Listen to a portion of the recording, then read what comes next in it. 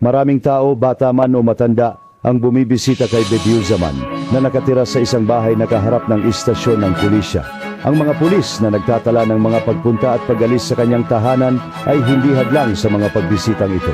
Ang pagkatapon sa Kastamonu sa isang aspeto ay nagiging sanhi ng pag-integrate ng Rizal Inur sa lalawigan ng Kastamonu.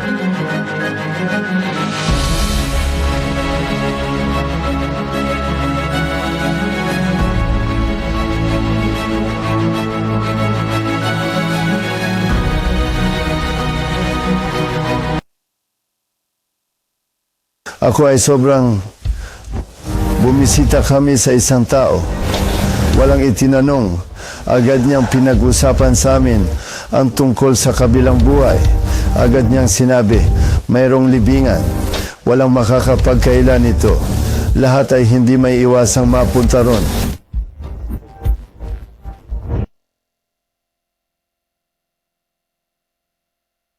Kapag pumasok ang isang Islamikong eskolar sa isang lugar, hindi niya kinukuha ang kulay ng lugar na iyon. Binibigyan niya ito ng sarili niyang kulay. Ito ay isang katotohanan na paulit-ulit na napatunayan sa lahat ng dakilang Islamikong eskolar sa kasaysayan. Ngayon, kapag binanggit mo ang Kastamonu ngayon, naaalala ng mga tao ang Rizal Inur